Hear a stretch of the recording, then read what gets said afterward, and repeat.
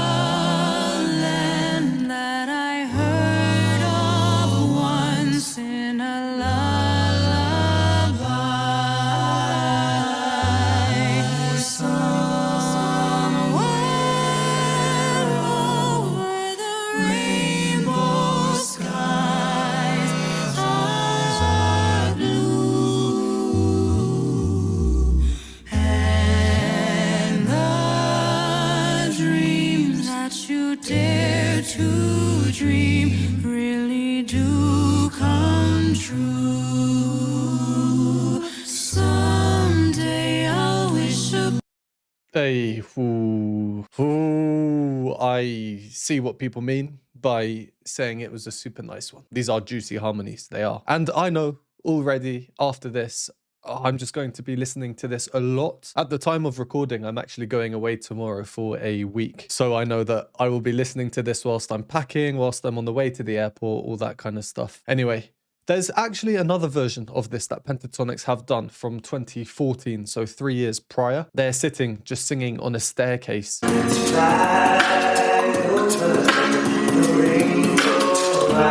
I've not seen that yet, but after doing this one, we're going to go and watch that one as well. I've been told in the comments it's very different to this. So if you'd like to see that reaction as well, head on over to the link below, which will take you to that full video over on my Patreon. You'll be able to find all the other additional Pentatonix content and extra additional content over there. Right, well, let's go and talk about what we've heard so far. Some really nice stuff in there. If you don't want to hear my thoughts or analysis, go to the timestamp. As we've established, it's a lovely arrangement, and it's making me severely nostalgic. I used to sing this, a very complex arrangement, in a close harmony group from school. I'll find a picture of us singing this in China. And that arrangement is not too dissimilar from this one in terms of style, in terms of harmony. There are actually many similarities, which is strange, but maybe that's just how the song is, how the melody works, how the chord progressions happen. I tried finding the score to the arrangement that we sung, or some recordings or anything really. I couldn't find much. I was scouring Facebook from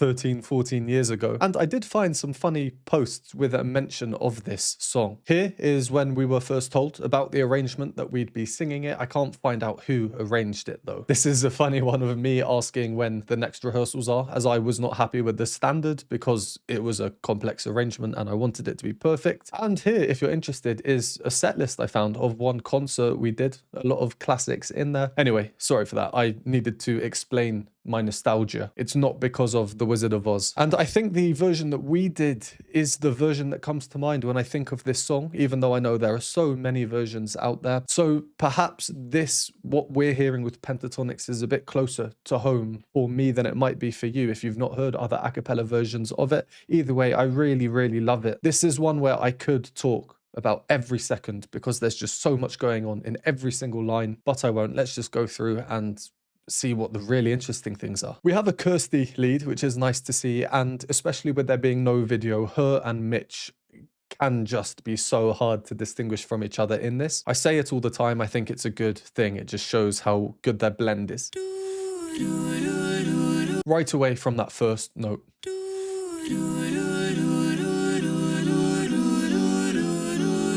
When I first hear that first note, I think Mitch, but shortly afterwards, I think Kirsty. It's still not overly clear, but Mitch's part is the repeated that we hear underneath.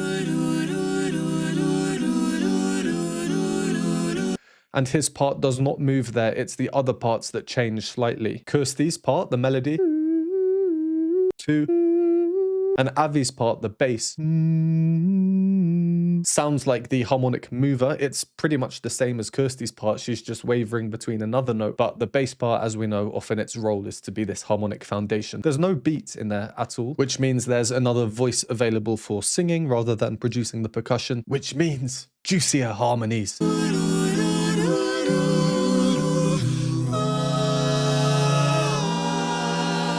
I love that there, the do do do, that simple repeating motif. We get it in the original. It keeps things moving, especially here when there is no beat. Having a regimented cha cha cha cha, they are as simple rhythms as we can get. We immediately are familiar with them. They keep things moving. So they move down now in the lower parts, but Avi then descends. Ah, the structure has changed a little bit.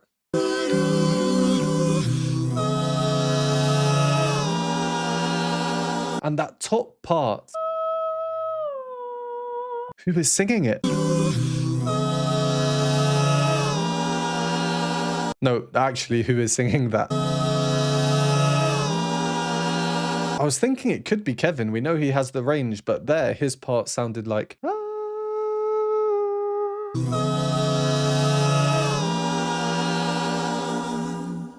So as far as a cappella arrangements go, having no video here, with this era of Pentatonix 8 years ago, superb blend, they're flexible in who can sing what part. I'm not saying that they aren't now, but I'm very openly a huge fan of Babytonics, as they're called. Yeah, superb. Then what happens? We get the chorus, somewhere over the rainbow. Kirsty takes the melody. Avi, such an important bass line here. Somewhere over the rainbow, way up high.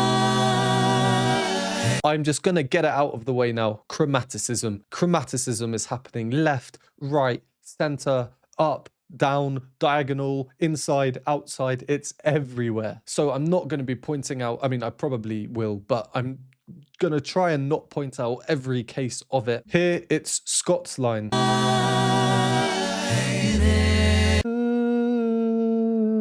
But for example, here we also have Mitch's part, which is falling, like Scott, but not chromatically, just regular.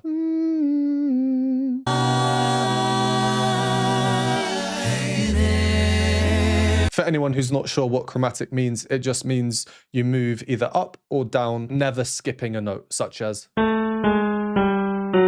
every note is here. If we go, then we skip out a note, which means it's not chromatic. So these chromatic passages are just everywhere. I'd expect them to come a lot in the bass, but so far, actually, they have been escaping the bass. That, to me, is a sign of a really thoughtful, great arrangement. These roles that bear the real harmonic importance are being spread apart higher up, not something we might necessarily usually see. In fact, contrary to my expectation of descending chromatic bass lines, you've probably heard me say that phrase a lot in my other videos. Here, Avi is rising against the run of play. There's a land that I heard of once. There's the really obvious chromatic lines in the middle. Once you notice them, you will not stop hearing them. I heard of one. That was Mitch, that one. End of the phrase, now unison.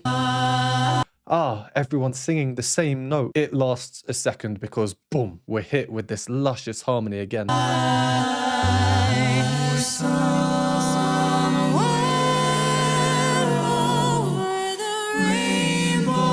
honestly thought that was Mitch that had taken over the melody, and I confused myself because Mitch's line here, again, chromatic line,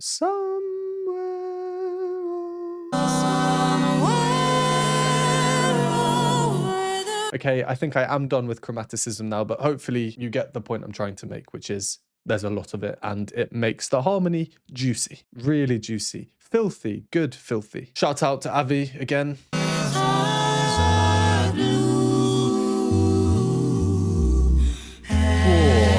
And moments like this, just actual dissonance. Dreams that you dare to. On the word dare. It's subtle, it lasts for one note. I mean, we get dissonance everywhere else, that's what makes these harmonies luscious, but dissonance is a spectrum, I guess. The more dissonant something is, the more risky it is, perhaps the less nice it will sound. So what are we getting there? We're getting... Dreams that you dare to dream. Well, now we get a chromatic descending bass in Avi here. Dare to dream. But it's tentative. Anyway, so the melody on here. Dreams that you dare. We have Avi's bass. And in the middle, I think we have... If we bring up Avi's bass... Look at the clash. Look at the clash. That moves into chromatic movement, so this note is now moving down to here. While some other parts change, of course. Oh, there's just so much in here. I think this will be the first time when I don't apologize for talking for a while, because there's just so much going on. In fact, I'll ask you to feel sorry for me for needing to try to condense what I'm hearing. All right, let's carry on. Someday I'll wish upon a star and wake up where the clouds are far behind me. Where troubles melt like lemon drops away above the chimney tops. That's where you'll find me. Somewhere over the rainbow, birds fly, birds fly over the rainbow. Why then, oh, why can't I? Someday I'll wish upon Oh, a it's so star good. and wake up where the clouds are far behind me. Where troubles melt like lemon drops away above the chimney tops. That's where you'll find me. Somewhere. That's what I've resorted to, just making noises. It's insane. Please let me know who did this arrangement, if you know. Was it their usual Ben Bram? Is it taken from somewhere else? I assume it's not taken from somewhere else. Was it them themselves all playing a part? It's ridiculous, quite frankly. As with any arrangement, there are some parts that I much prefer to other parts, but overall, it's ridiculous, insane.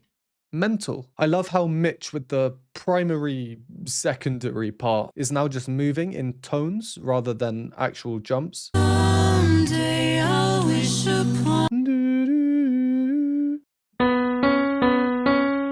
a star and wake up where the Underneath Kirsty's melody, this just tightens the harmony while still moving in the same motion, up and down. Kirsty's moving a bit more than he does though. If that sounded a tiny bit wrong to you, it's because they're actually singing in between the pitches according to your standard equal temperament of Western musical culture. If we take Kirsty's melody, upon a star and wake up where the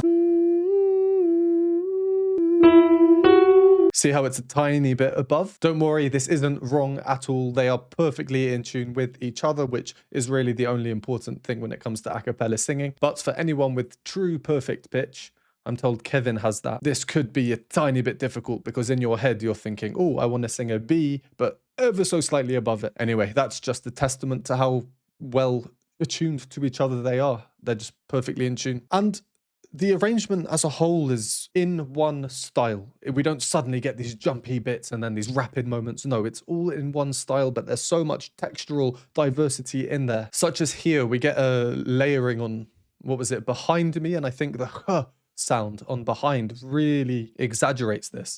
clouds are far behind me. Kirsty holding on her note, lovely vibrato coming through towards the end, power in her voice. She could keep holding, but no, she comes off why, so we can hear the harmonic preparation leading us into the next phrase. There we have new chords. This is an unexpected harmonic progression, most notable through Avi's part there, dropping down. Oh, it's just great.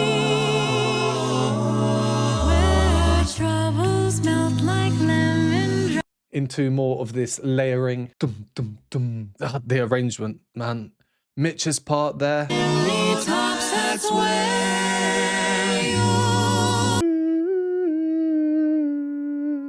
Teasing us, moving up. We think, what's he going to do? But no, he comes back down chromatically as Kirsty moves up.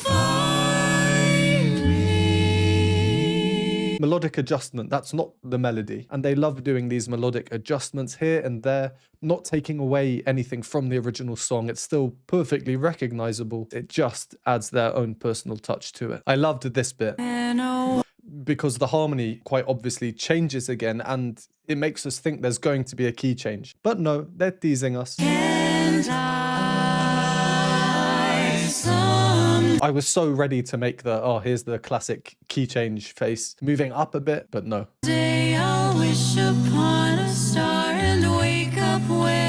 Kirsty and Mitch working together so well as always, and everyone else. Scott and Kevin here, I haven't really spoken about them much, just a little bit before. The truth is, this is an arrangement that just has to stay in this style, and they are the two inner harmonic parts. They're not there to have anything crazy or showy-offy. They know their role to contribute to the best sound of the group as a whole with this particular arrangement. So they will be doing their bits in the middle, mostly serving a harmonic purpose, but much harder to hear. Way above the chimney tops, that's where Avi's line there, joining in with the words. As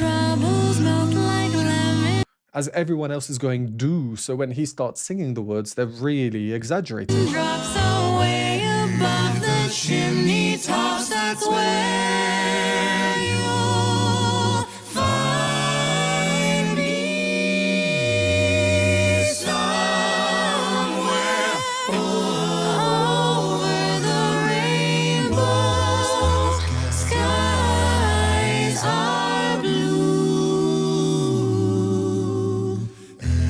and the dreams that you dare to dream really do come true.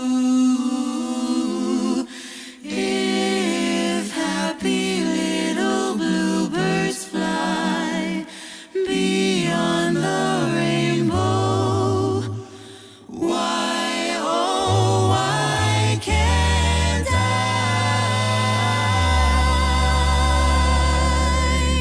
Why, oh, why can't I?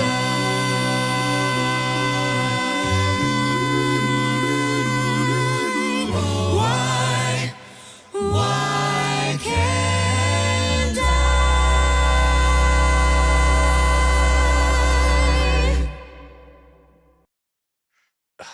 And you know I'm going to say it. Of course, we have the supertonic in there on that last chord. I've received a fair few comments recently, actually, of people telling me they're now able to recognize the supertonic, which is great to see or hear. This last chord, Avi on the B way down there, down an octave, but we can't see it here. And if this is note number 1, then the supertonic is here, note number 2. This ending.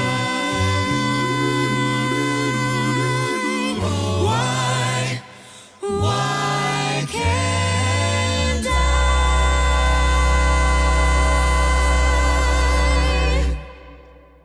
Yeah, mad arrangement. The choice of when to have a breath from everyone. They don't come often. There's that harmonic shift. Why can't... How impactful is that just after the why, and then you come back in repeating why can't I, leaving the song with this question, an unresolved 9th chord. Yeah, just really unreal. I'm not going to go on for too much more, but I'll maybe point out a couple of things from that final section. I'm going to have a re-listen now.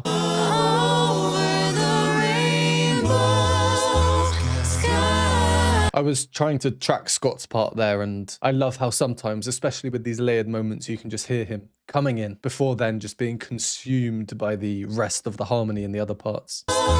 Sky, Just there on Sky. Sky. skies are blue. This bit here, I do often get comments saying that people find it quite difficult to hear Kevin when he is singing. Completely makes sense because he's not usually singing, he's usually the beatbox. And I can't say with 100% certainty that anyone here is singing a part. We don't have a video, which usually helps us, and who knows what's done in the studio. Someone could be singing 2 parts because anyone's voice blends best with themselves of all the voices in the world. But here I believe this is Kevin, who will be coming in on And the dreams with that token chromatic descent.